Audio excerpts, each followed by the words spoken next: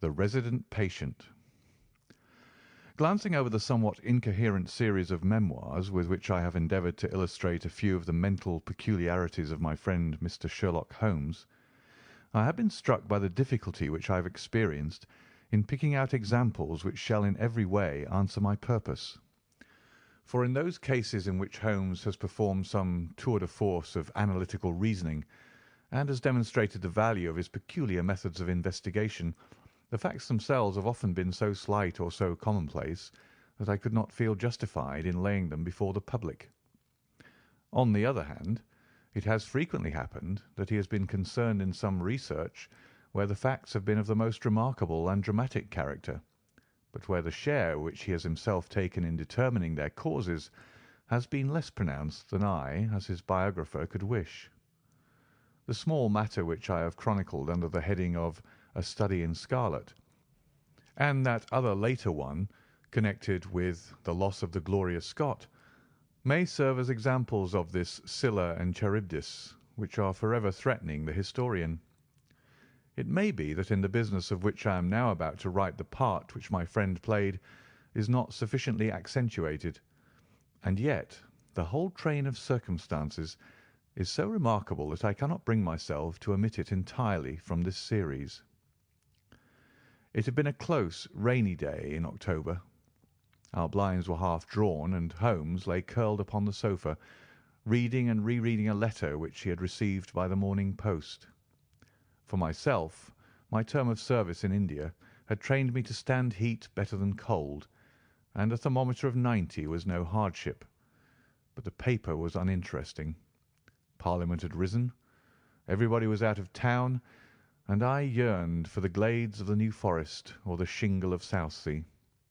A depleted bank account had caused me to postpone my holiday, and as to my companion, neither the country nor the sea presented the slightest attraction to him.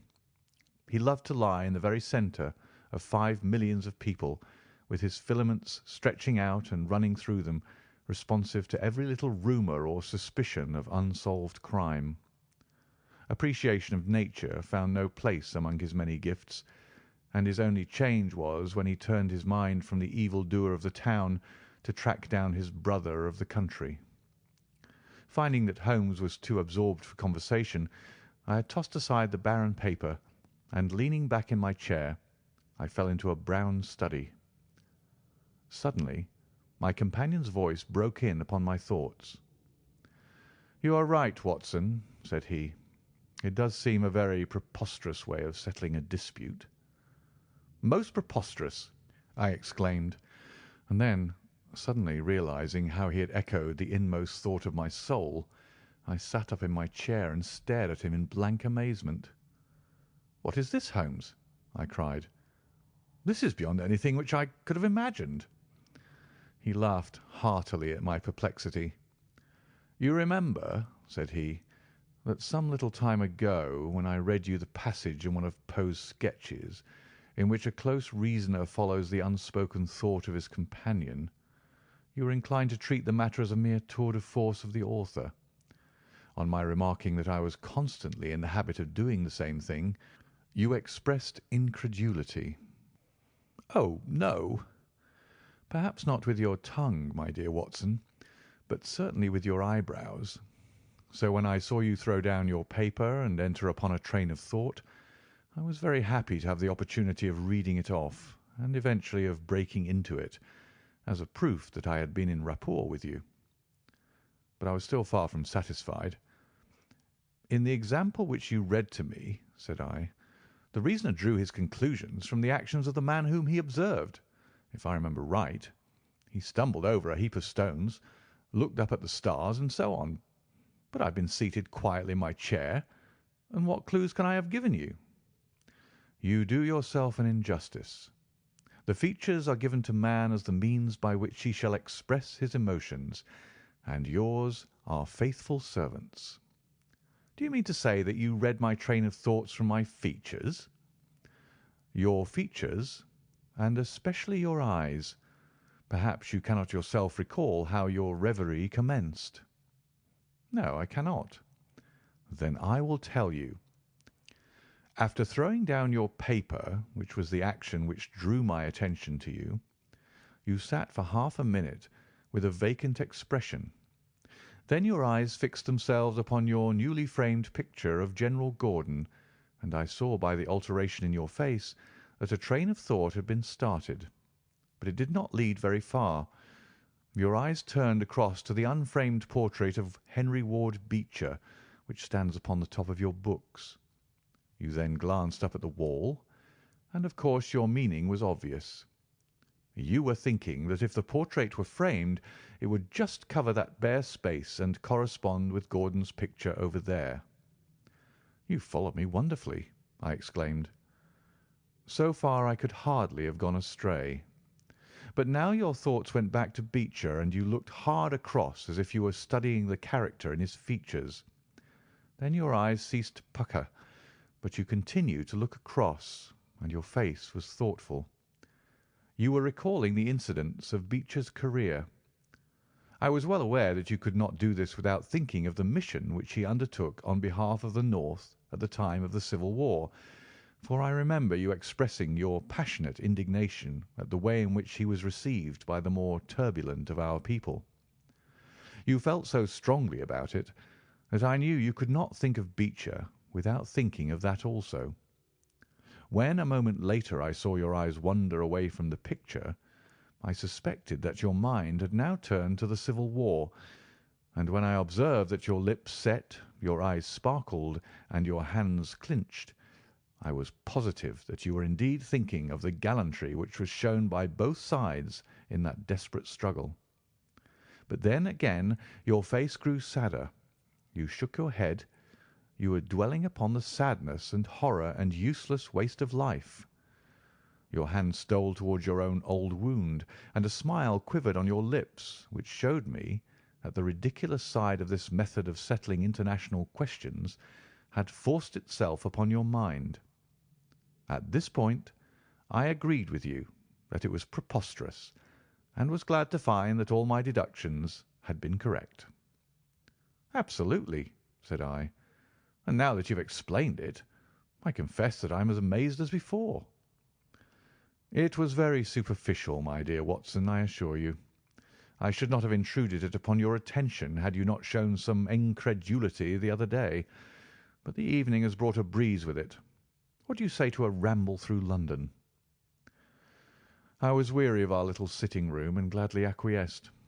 For 3 hours we strolled about together, watching the ever-changing kaleidoscope of life as it ebbs and flows through Fleet Street and the Strand.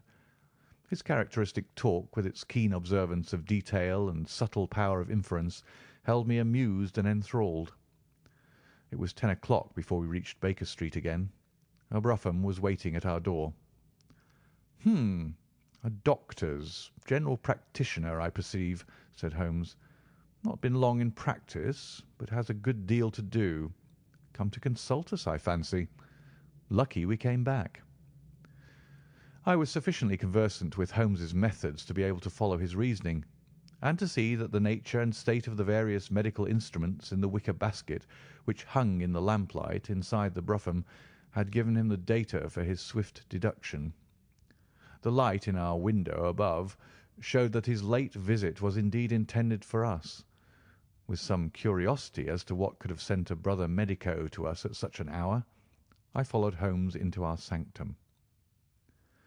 A pale, taper-faced man with sandy whiskers rose up from a chair by the fire as we entered. His age may not have been more than 3 or 34, but his haggard expression and unhealthy hue told of a life which has sapped his strength and robbed him of his youth. His manner was nervous and shy, like that of a sensitive gentleman, and the thin white hand which he laid on the mantelpiece as he rose was that of an artist rather than of a surgeon. His dress was quiet and sombre, a black frock coat, dark trousers, and a touch of colour about his necktie. "Good evening, Doctor," said Holmes cheerily. "I am glad to see that you have only been waiting a very few minutes." "You spoke to my coachman, then?" "No, it was the candle on the side table that told me. Pray resume your seat and let me know how I can serve you." My name is Dr. Percy Trevelyan, said our visitor, and I live at 403 Brook Street. Are you not the author of a monograph upon obscure nervous lesions? I asked. His pale cheeks flushed with pleasure at hearing that his work was known to me. I so seldom hear of the work that I thought it was quite dead, said he. My publishers gave me a most discouraging account of its sale. You are yourself, I presume, a medical man? A retired army surgeon. My own hobby has always been nervous disease. I should wish to make it an absolute speciality, but of course a man must take what he can get at first.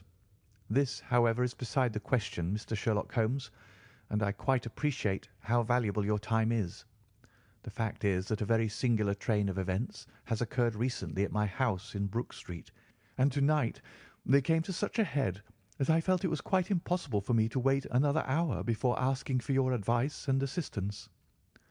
Sherlock Holmes sat down and lit his pipe. You are very welcome to both, said he. Pray let me have a detailed account of what the circumstances are which have disturbed you. One or two of them are so trivial, said Dr. Trevelyan, that really I am almost ashamed to mention them, but the matter is so inexplicable, and the recent turn which it has taken is so elaborate, that I shall lay it all before you, and you shall judge what is essential and what is not. I am compelled to begin with to say something of my own college career. I am a London University man, you know, and I am sure that you will not think that I am unduly singing my own praises if I say that my student career was considered by my professors to be a very promising one. After I graduated, I continued to devote myself to research, occupying a minor position in King's College Hospital, and I was fortunate enough to excite considerable interest by my research into the pathology of catalepsy, and finally to win the Bruce Pinkerton Prize and medal by the monograph on nervous lesions to which your friend has just alluded. I should not go too far if I were to say that there was a general impression at the time that a distinguished career lay before me. But the one great stumbling block lay in my want of capital. As you will readily understand, a specialist who aims high is compelled to start in one of a dozen streets in the Cavendish Square quarter, all of which entail enormous rents and furnishing expenses. Besides this preliminary outlay, he must be prepared to keep himself for some years and to hire a presentable carriage and horse. To do this was quite beyond my power, and I could only hope that by economy I might in 10 years' time save enough to enable me to put up my plate. Suddenly, however, an unexpected incident opened up quite a new prospect to me. This was a visit from a gentleman of the name of Blessington, who was a complete stranger to me. He came up to my room one morning and plunged into business in an instant. "You are the same Percy Trevelyan who has had so distinguished a career and won a great prize lately?" said he. I bowed. "Answer me frankly," he continued, "for you'll find it to your interest to do so. You have all the cleverness which makes a successful man. Have you the tact?" I could not help smiling at the abruptness of the question. "I trust that I have my share," I said. "Any bad habits? Not drawn towards drink, eh?" "Really, sir?" I cried. "Quite right. That's all right. But I was bound to ask, with all these qualities, why are you not in practice?" I shrugged my shoulders. "Come, come," said he, in his bustling way. "It's the old story. More in your brains than in your pocket, eh? What would you say if I were to start you in Brook Street?" I stared at him in astonishment. "Oh, it's for my sake, not for yours," he cried. "I'll be perfectly frank with you, and if it suits you, it'll suit me very well. I have a few thousands to invest, do you see, and I think I'll sink them in you." "But why?" I gasped. "Well, it's just like any other speculation, and safer than most." "What am I to do, then?" "I'll tell you. I'll take the house, furnish it, pay the maids, and run the whole place. All you have to do is just to wear out your chair in the consulting room. I'll let you have pocket money and everything. And you hand over to me 3/4 of what you earn, and you keep the other quarter for yourself." This was the strange proposal, Mr. Holmes, with which the man Blessington approached me. I won't weary you with the account of how we bargained and negotiated. It ended in my moving into the house next Lady Day and starting in practice on very much the same conditions as he had suggested. He came himself to live with me in the character of a resident patient. His heart was weak, it appears, and he needed constant medical supervision. He turned the two best rooms of the first floor into a sitting room and bedroom for himself. He was a man of singular habits, shunning company and very seldom going out. His life was irregular, but in one respect he was regularity itself. Every evening, at the same hour, he walked into the consulting room, examined the books, put down 5 and 3d for every guinea that I had earned, and carried the rest off to the strong box in his own room. I may say with confidence that he never had occasion to regret his speculation. From the first it was a success. A few good cases and the reputation which I had won in the hospital brought me rapidly to the front, and during the last few years I have made him a rich man. So much, Mr. Holmes, for my past history and my relations with Mr. Blessington. It only remains for me now to tell you what has occurred to bring me here to-night. Some weeks ago Mr. Blessington came down to me in, as it seemed to me, a state of considerable agitation. He spoke of some burglary which, he said, had been committed in the West End, and he appeared, I remember, to be quite unnecessarily excited about it, declaring that a day should not pass before we should add stronger bolts to our windows and doors. For a week he continued to be in a peculiar state of restlessness, peering continually out of the windows and ceasing to take the short walk which had usually been the prelude to his dinner. From his manner it struck me that he was in mortal dread of something or somebody, but when I questioned him upon the point, he became so offensive that I was compelled to drop the subject. Gradually, as time passed, his fears appeared to die away, and he had renewed his former habits, when a fresh event reduced him to the pitiable state of prostration in which he now lies. What happened was this. 2 days ago I received the letter which I now read to you. Neither address nor date is attached to it. "A Russian nobleman who is now resident in England," it runs, "would be glad to avail himself of the professional assistance of Dr. Percy Trevelyan. He has been for some years a victim to cataleptic attacks, on which, as is well known, Dr. Trevelyan is an authority. He proposes to call at about 6:15 to-morrow evening, if Dr. Trevelyan will make it convenient to be at home." This letter interested me deeply, because the chief difficulty in the study of catalepsy is the rareness of the disease.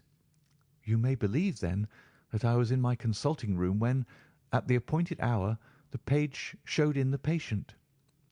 He was an elderly man, thin, demure, and commonplace.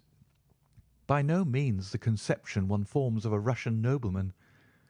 I was much more struck by the appearance of his companion. This was a tall young man, surprisingly handsome, with a dark, fierce face and the lips and chest of a Hercules.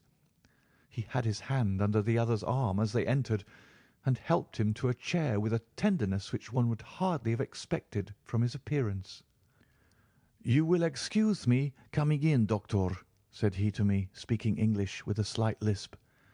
"This is my father, and his health is a matter of the most overwhelming importance to me."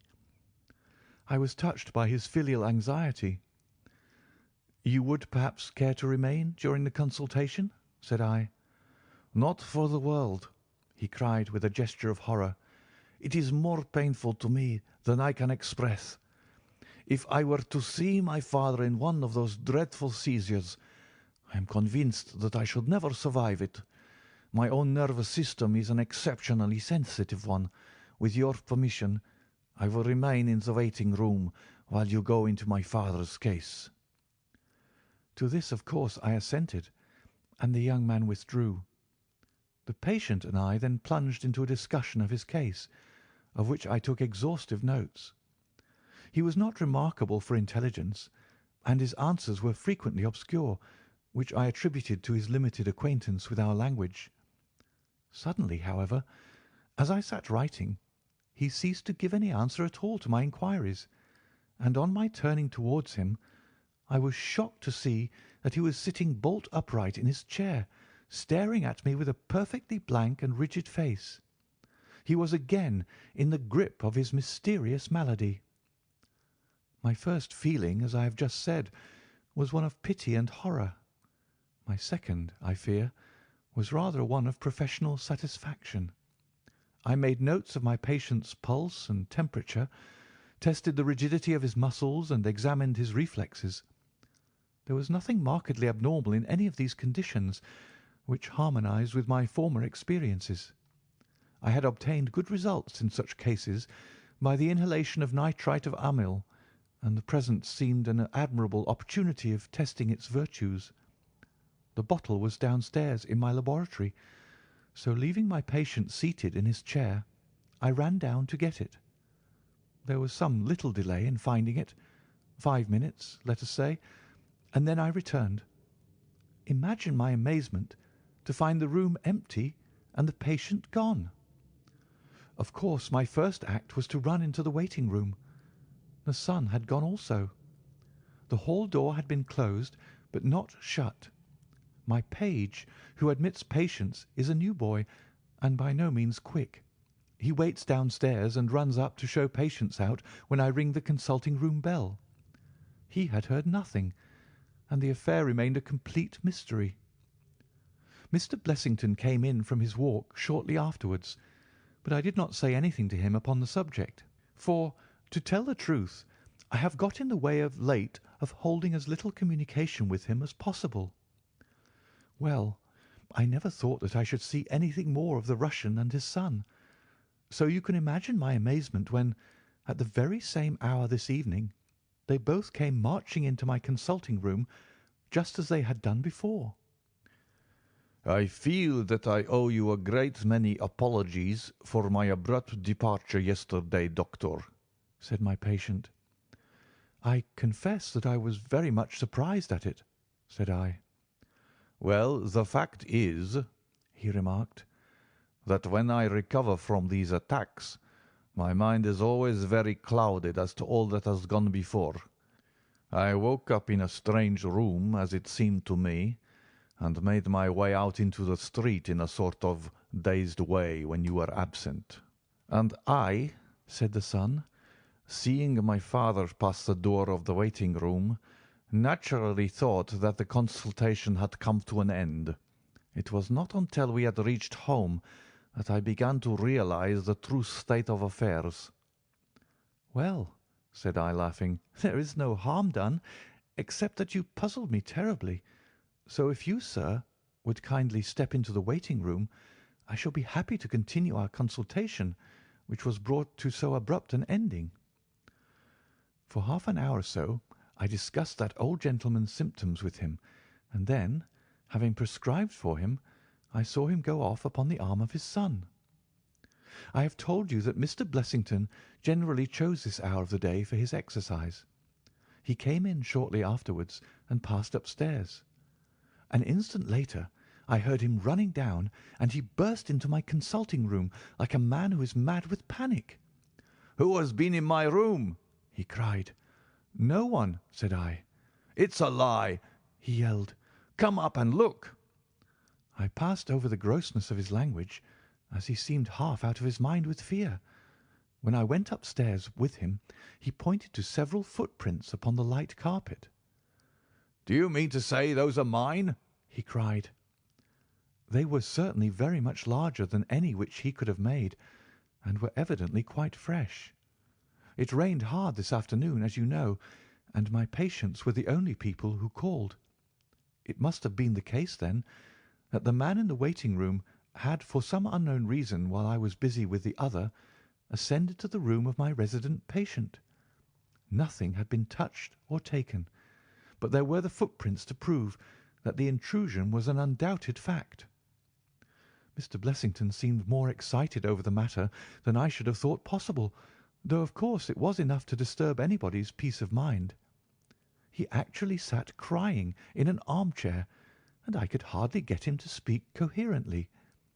It was his suggestion that I should come round to you, and of course I at once saw the propriety of it, for certainly the incident is a very singular one, though he appears to completely overrate its importance. If you would only come back with me in my brougham, you would at least be able to soothe him, though I can hardly hope that you will be able to explain this remarkable occurrence." Sherlock Holmes had listened to this long narrative with an intentness which showed me that his interest was keenly aroused.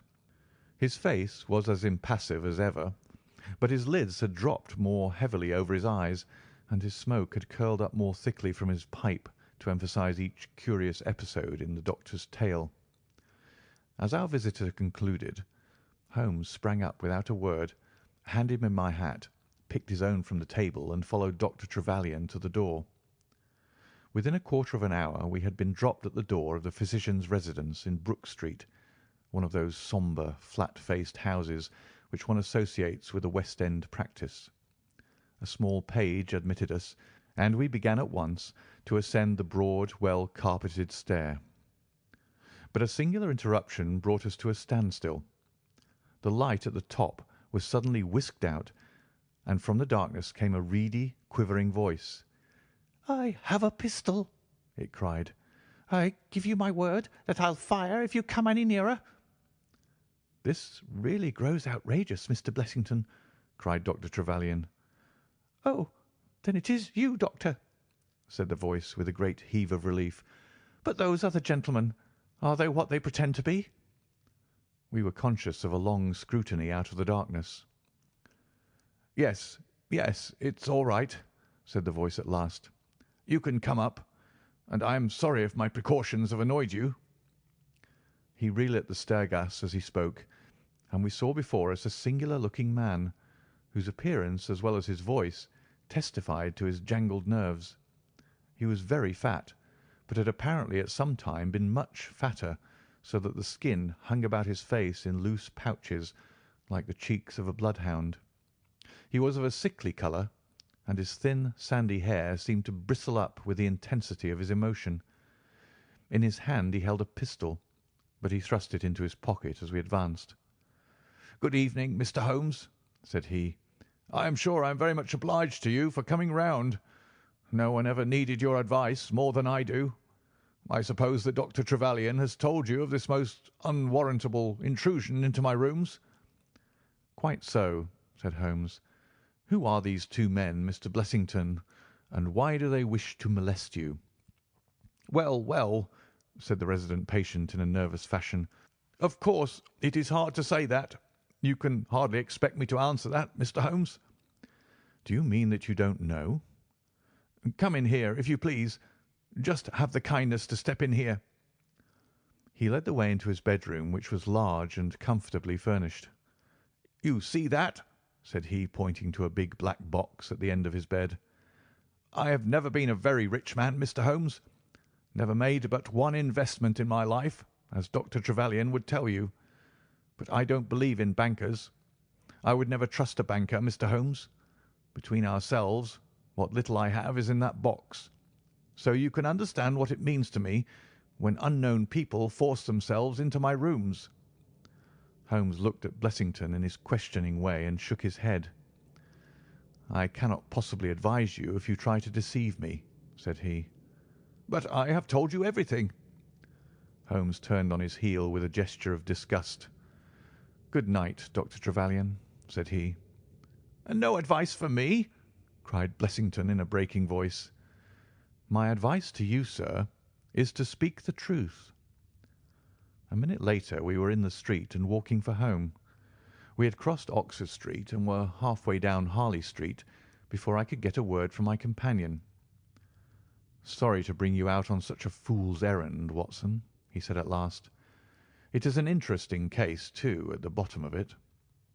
"I can make little of it," I confessed. "Well, it is quite evident that there are two men, more perhaps, but at least two, who are determined for some reason to get at this fellow Blessington. I have no doubt in my mind that both on the first and on the second occasion That young man penetrated to Blessington's room, while his confederate, by an ingenious device, kept the doctor from interfering. And the catalepsy? A fraudulent imitation, Watson, though I should hardly dare to hint as much to our specialist. It is a very easy complaint to imitate. I have done it myself. And then? By the purest chance, Blessington was out on each occasion. Their reason for choosing so unusual an hour for a consultation was obviously to ensure that there should be no other patient in the waiting-room.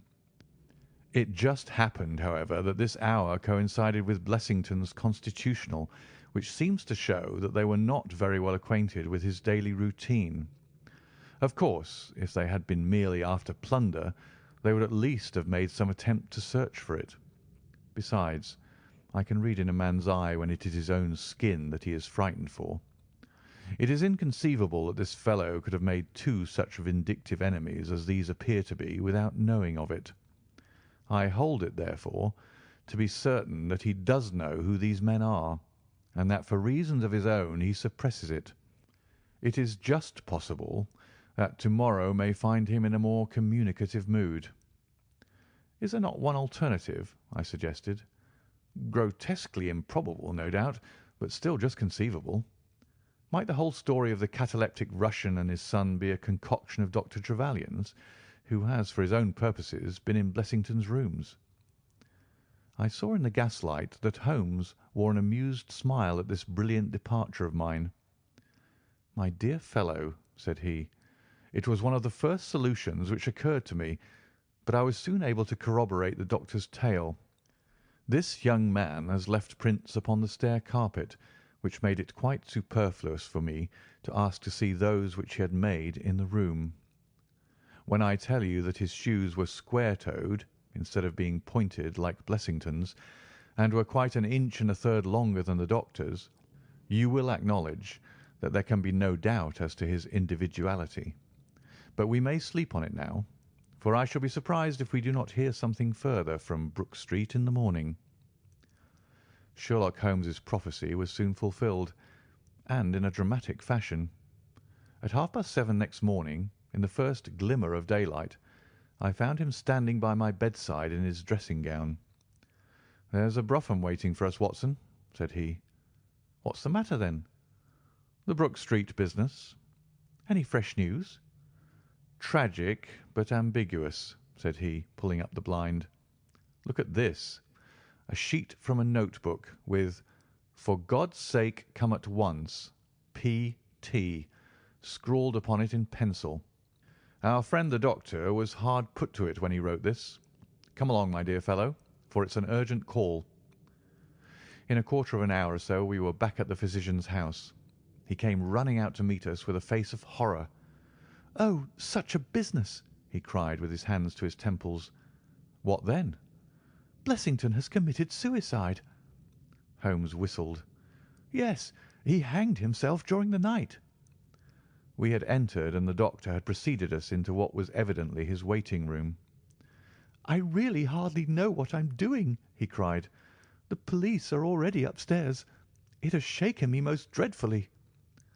"When did you find out?" "He has a cup of tea taken in to him early every morning. When the maid entered about 7, there the unfortunate fellow was hanging in the middle of the room. He had tied his cord to the hook on which the heavy lamp used to hang, and he had jumped off from the top of the very box that he showed us yesterday." Holmes stood for a moment in deep thought.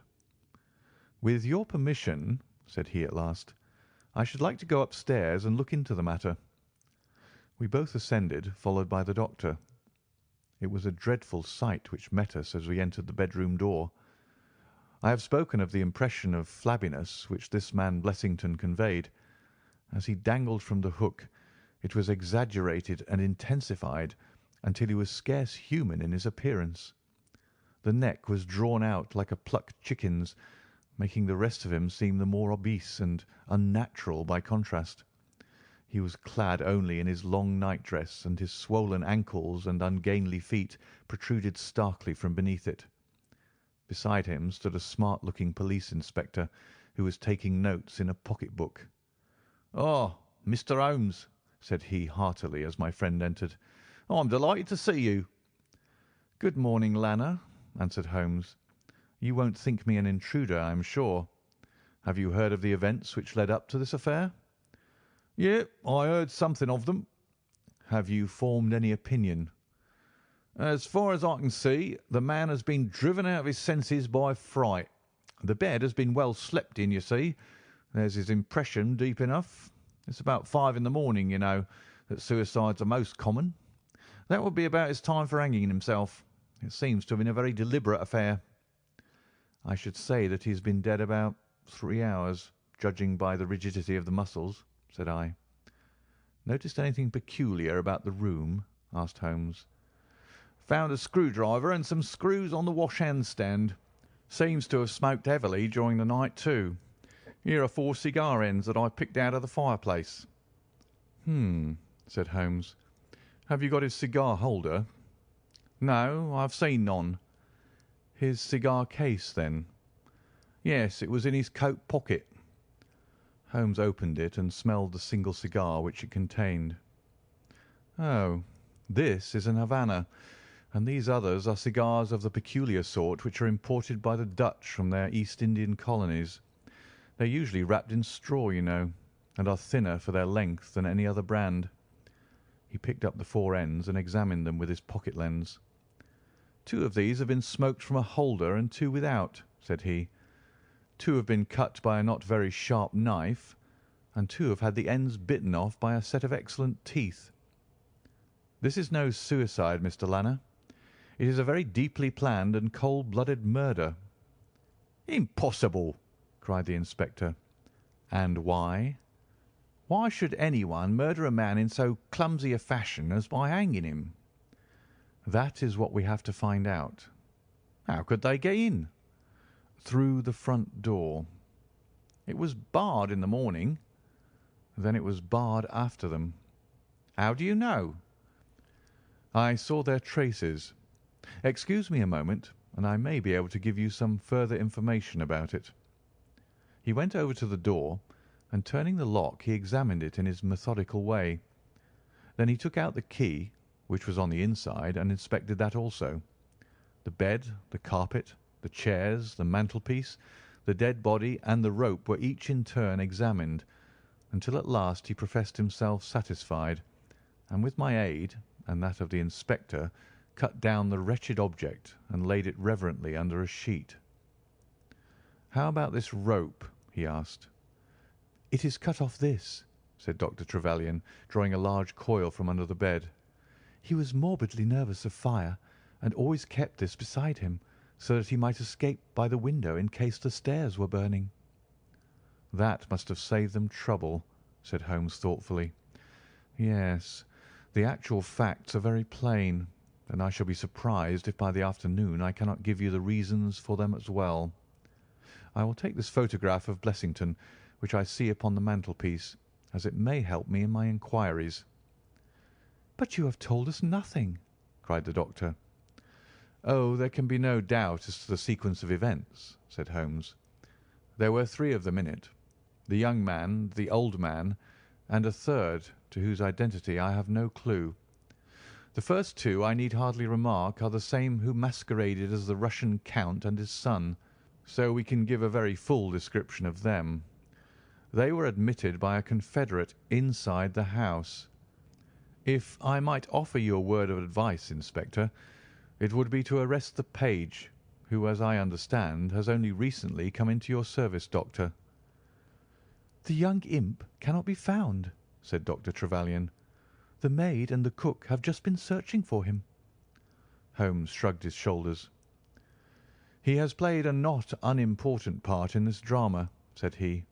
"The 3 men having ascended the stairs, which they did on tiptoe, the elder man first, the younger man second, and the unknown man in the rear." "My dear Holmes!" I ejaculated. "Oh, there could be no question as to the superimposing of the footmarks. I had the advantage of learning which was which last night. They ascended, then, to Mr. Blessington's room, the door of which they found to be locked. With the help of a wire, however, they forced round the key. Even without the lens you will perceive by the scratches on this ward where the pressure was applied. On entering the room their first proceeding must have been to gag Mr. Blessington. He may have been asleep, or he may have been so paralysed with terror as to have been unable to cry out. These walls are thick, and it is conceivable that his shriek, if he had time to utter one, was unheard. Having secured him, it is evident to me that a consultation of some sort was held. Probably it was something in the nature of a judicial proceeding. It must have lasted for some time, for it was then that these cigars were smoked. The older man sat in that wicker chair. It was he who used the cigar holder. The younger man sat over yonder. He knocked his ash off against the chest of drawers. The third fellow paced up and down. Blessington, I think, sat upright in the bed, but of that I cannot be absolutely certain. Well, it ended by their taking Blessington and hanging him. The matter was so prearranged that it is my belief that they brought with them some sort of block or pulley which might serve as a gallows. That screwdriver, and those screws were, as I conceive, for fixing it up. Seeing the hook, however, they naturally saved themselves the trouble.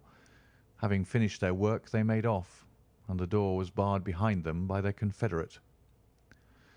We had all listened with the deepest interest to this sketch of the night's doings which Holmes had deduced from signs so subtle and minute that even when he had pointed them out to us we could scarcely follow him in his reasoning.